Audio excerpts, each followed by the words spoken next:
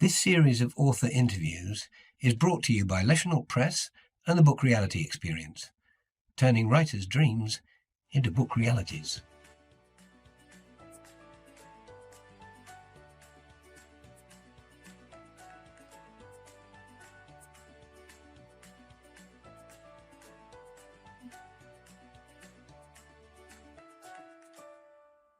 Hello and welcome to the latest in our Book Realities series of interviews with authors. On this episode we're joined by Jim Shields, author of the short story collection Seasons of Affection. G'day Jim, how's it going? Hi, how are you, Ian? I'm very well, thanks. Thanks for joining us. So for people that don't know all about Jim Shields, tell us about yourself. That's a hard question for me. You ask me these hard questions. I don't like talking about myself. I live in Larne. My hometown is Larne. It's the Glens of Antrim, Northern Ireland, the gateway to the famous Glens of Antrim. Drifted through school, had little ambition really, and followed my father in his footsteps into the building trade. Served my time, got an apprenticeship, and moved on from there. That's my life in a nutshell. Jim, you're a very modest man. Now, I know that after that building trade, you actually went on to have an illustrious career in academia, where you ended up as an emeritus professor of fire safety. How did that come about? Well, I was standing on the top of a very high scaffold when we were working at building a factory just outside Carrickfergus. And the farmer in the field next door came in and took his cattle out of the blizzard. And I was still up on the scaffold, so I thought then it was time for a change. So I went to night school to the big tech, as they say, and did my bits and pieces there, and then went on to do a part-time degree and finished up as employed in the what was then the Northern Ireland Polytechnic, and that transitioned to became the Ulster Polytechnic, and then, as it is today, the Ulster University. My research interest was in the area of fire safety engineering. That was the hook that got me into academia, and one of the marvelous things about it was I never knew that I could go to work and spend so much time in a library. That is it in a nutshell.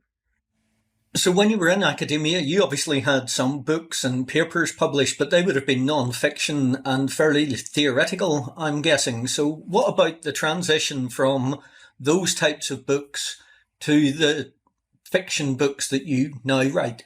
The books that I wrote in academia were in support of the teaching programs I did in school. They were textbooks. The other stuff that I was doing in research, well, those would be published papers and they would be peer reviewed.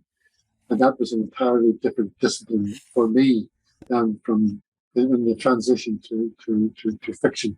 Because in fiction you have a freedom and you can attach meaning to words that are not in the dictionary, so to speak. So and then I discovered that I had a habit of using flowery language and misusing words. When I still sit down to write, I have to keep a dictionary beside me to make sure that I'm using the right word in the right place. And I was using too many words. When you grow up a little bit and move on, and if you made all the mistakes, then you learn slowly what the red line through. Now, when you say when you grew up a bit, as you were growing up, did you harbour ambitions of being a fiction writer, or was it something that fell in your lap? How did it come about? I wasn't set free with any ambition or any imagination, but I always had a hankering that I had an interest in design, architecture, and things like that. That I did experience in my primary education was an introduction to the arts, because I mean, this is going back to the late 1940s. In the primary school, I was introduced to Shakespeare by a very ebullient teacher who didn't read the text or get you to read the text. He acted the text, and I can remember the speech from Julius Caesar, most of it to this day. This is a dagger I have before me, a handle towards my hand, and that kind of thing fires your imagination.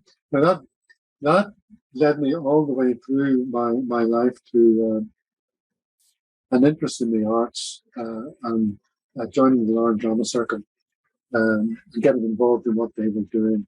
I'm very involved in helping them with their production, their autumn and spring production. And then, of course, they have a program of readings through the season from September right through to March the following year. So that involvement encouraged me to start and write little pieces. And I would write little pieces to amuse myself. And then I did write a piece that I showed to a good friend. He was that good when I showed it to him. He said it's rubbish, Jim. So he was very frank. Then he showed me how you could rejig it and make it better. And then when I retired, and there's only so much golf you can play and other things that you can do, but there are moments when you start to think about things and there's things you want to say, and the way you can do it is write them down. It's been a journey. And it's not just a journey about Seasons of Affection. You've actually brought out a few other fiction books before Seasons of Affection, didn't you? My first book was Seen Through a Rearview Mirror, a memoir looking back on aspects of your life and adding colour and flavour and ambiguity to it. Then I did I called it Naked Windows. The cover of the book of a young man looking out a rain-stained glass. It was raining outside. He's looking out. And the question that I was posing to the readers in that image was, what is he looking at? Is he looking out or is he looking inward? Is that you? It was really a challenge to the reader to look out through this window of life. And then, of course, I finished up with the most recent Seasons of Affection, which was a transition from these two, but it's more focusing on the place where I live and the people who live in places where we live, doing ordinary things every day. And the stories come from observations, the people that you meet. Then there's other buildings I look at, and you think, well, what happened in that building? And I'll tell you, this features in two of my favourite stories in Seasons of Affection. An Encounter with a Mermaid features a walk through the Victorian landscape of Larne that I actually walked through as writing the story and discovered a lot of things. Oldfleet Hotel in Larne, down at the harbour, now long demolished. Their big attraction was they will offer seawater baths. And I had experienced seawater baths in Taiwan and China. Me and Annette tried these things with our clothes on. And these little pots that you sit in and do whatever you do in them. But I took the idea of the seawater bath and turned the basement of the hotel into a swimming pool. So hence the Encounter with the Mermaid comes into it. The other story that I like very much is A Very Ordinary Spy. And this takes me to right beside my house, because that's where there was a colony of missing huts to billet the Belgian soldiers that were billeted in Larne during the war years. And those huts have been there for a long time in a forest of elm trees. But I visited people who lived in those missing huts. And the last one to be removed was right beside me, and it finished its life about 20 years ago as a scout stand. There is a Corn Manor Road, and I'm not sure that the people who even lived there realised that the serpentine railings formed part of the Dromalis estate, which was a principal entrance with its little the gatehouses. And there's only one of them remaining on the Dromalis Road. But sorry, I'm rambling on. No, not at all. And the interesting thing is you're talking there about the town where you grew up and coincidentally where I grew up too. But you're talking about the Nissen huts, for example, that were established around about the 1940s for the Belgian troops. But they were converted into housing. They then were converted into various other uses. And that last scout hut, I remember that last scout hut. So it was lasting all the way up until almost the turn of the century. So although we're talking about historical buildings, these are historical buildings that were in use up until very relatively recent times. And Dromalis Estate obviously is still there, albeit much shrunken from what it was back at the turn of the century. But the strange coincidences that come into play, you've written a story about Dromalis Estate, and when I was sitting out in Western Australia and met a woman who introduced herself as an editor, she was the granddaughter of the man who had built Dromalis Estate. It's a really small world, and your stories capture that smallness of the town, but over a century of history. So what's the best feedback that you've had with regards to the book so far? Well, it's very interesting that you asked me that question because yesterday Annette and I went for a walk through the park. We were having good weather here. We're walking through this park and this woman came over to me. I saw her coming from a distance and she came over to me and she said, "By the way, I love your book." When people have said that to me before for the first time, I was embarrassed, but there was no embarrassment. She was being open and honest, and then we talked about other things. But there's the other thing that I wanted to show you because I got this card that was sent to me from someone I don't know from Canada. And dear Jim, I've been intending to write to you for a while, taking time now just to say how much I enjoyed your collections of short stories and poems. I have read and reread as they connect me to my roots growing up in Carson Street. Thank you. Keep the memories of home alive. Pat Weinberg. That makes it all worthwhile. You know, it just someone says, "Enjoyed your book." That's enough. Somebody takes the time to you know the cost of posting anything these days. Someone posts you something, you just have to smile and say, "Great, I'm glad I did it." Fantastic. And I'm taking that type of feedback will inspire you to go on. Seasons of Affection isn't the last of the books that you're going to be writing. Well, how long will I last?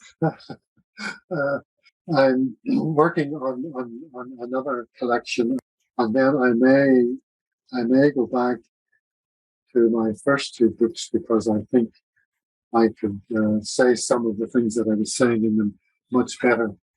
There's lots of stories hanging out there, and a lot of them are little fruits. You just have to pluck them when you get something to say.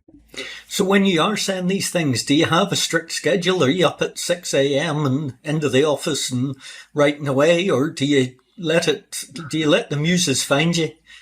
No, I'm up at 6 o'clock. I'm up at 6 o'clock when I go to play golf.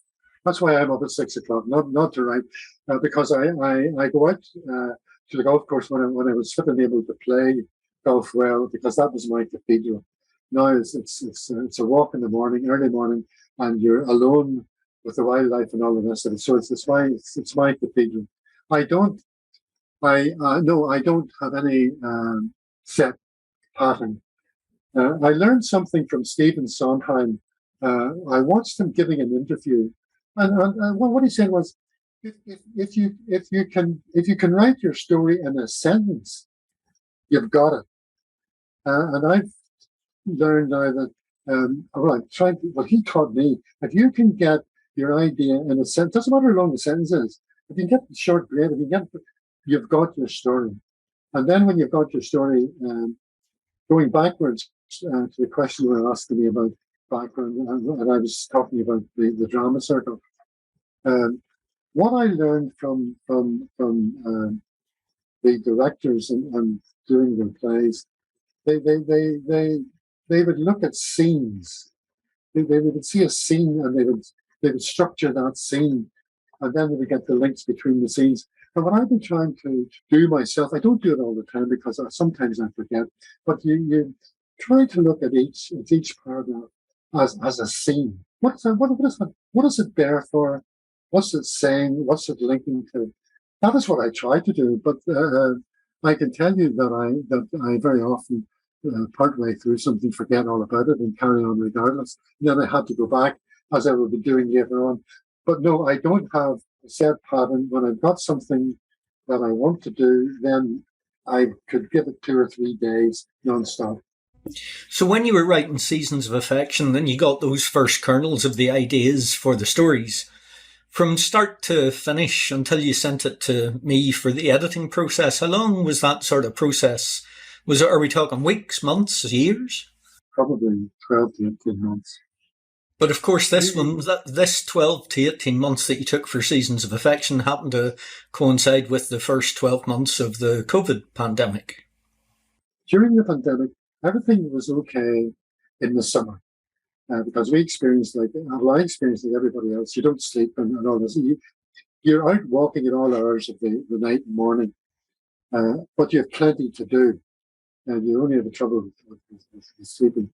And you're not mingling with people. But when winter comes along, then you're not able to do your swimming. The trauma circle is meeting. You're not doing your readings. You're not out as much. You're confined to the house. So the question is, what do you do? So the first 3 stories in the Seasons of Affection is a kind of a trilogy. Harry and Martha, elderly people, are middle-aged, have welcomed their family all home for its Christmas in 2019, and then they get the invitation to go and visit all the family. And Harry is up for that. He's like a bird flying. And what will we go east to west? What will we do? Getting all that, and gradually the virus emerges, but they're not listening to it. They're not listening to the news. Their mind is somewhere else. And then, of course, as they get along, it's their children who wise them up in New Zealand, and that this is serious. And then they realise that their wonderful plans are receding, until the only option you have is they can go and maybe spend Christmas with their daughter in Edinburgh, and then suddenly the rug is pulled on that, and they during the pandemic they now have to find things to do. I suppose the pandemic was a catalyst to start that, or a starting point for it.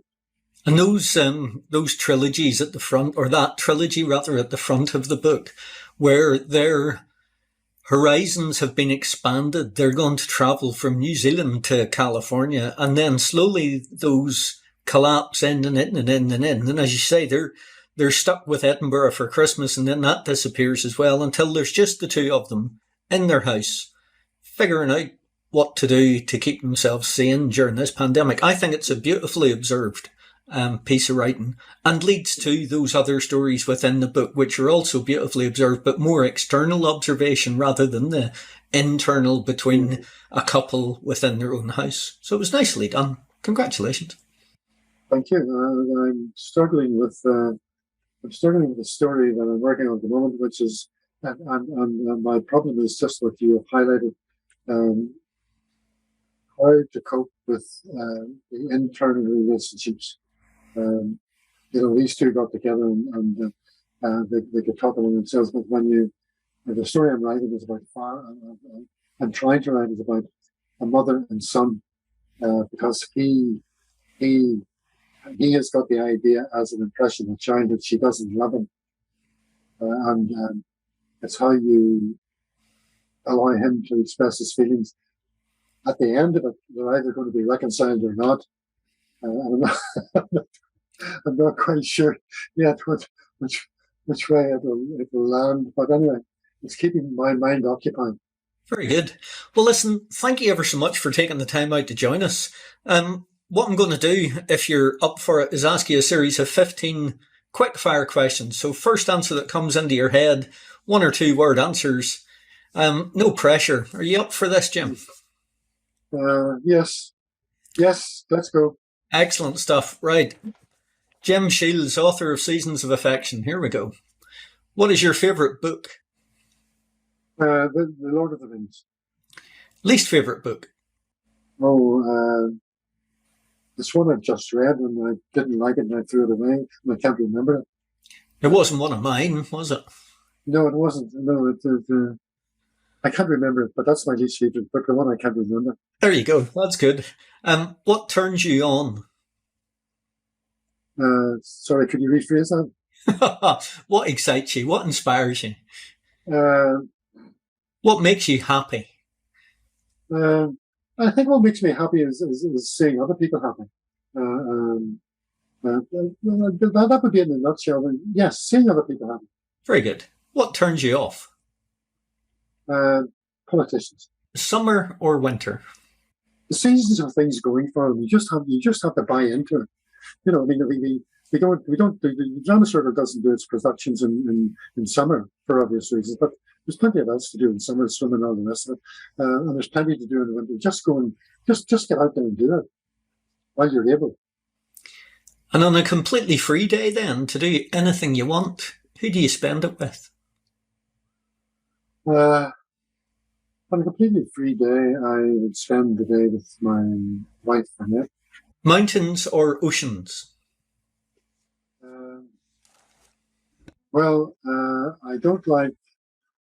I don't like cruising. I did a cruise once because the boat went up the Amazon, but it's not my cup of tea. So I would have to be mountains. What's your favourite movie? I would have to go back to. I have two actually, but I'd have to go back to the Lord of the Rings because I read the Lord of the Rings. I have 5 children, and I read the Lord of the Rings to each of them when they were very young, and then we went to see those that went to see the first version, which was an animated version, which was good, but nothing compared to the big movie. But I think that was fantastic. My other favorite movie, it would be The Field. J.B. King's the Field, because it was a great cast and it's a great story. The Field, did you say? The Field, yes. Who makes you laugh the most? My cousin Pauline makes me laugh the most because she has the biggest sense of humour that I have ever encountered, and she can make me laugh even at the worst things, especially the worst things that have happened to her. What smell do you love? Violet. What smell do you hate? I suppose it would be rotten eggs. Other than a writer, or indeed an emeritus professor of fire safety, what profession would you like to have undertaken? I would love to be an architect, or someone that can start with a blank piece of paper or a piece of fabric and creating something, a fantastic building, a fantastic garment, something creative. And what profession would you not like to do? Dentist. And if heaven exists, what would you like to hear God say when you get there? Welcome. Very good. Jim, thank you ever so much for taking the time out, especially in what is probably a summer's day for you when you should be out walking outside. So thanks very much again. Thank you, Ian. We spent too long outside. Yeah, it's fantastic outside. So we'll wait until the evening before we go. Excellent stuff. It might be a good time to write something. Well, that would be good. We'll look forward to the next book coming out too. And just to remind everybody that there's going to be readings from Seasons of Affection on the YouTube channel as well, so they can take a look then.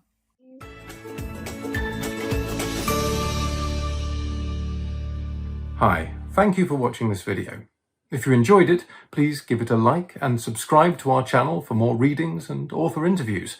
And don't forget to hit that bell to get notified every time we post new content.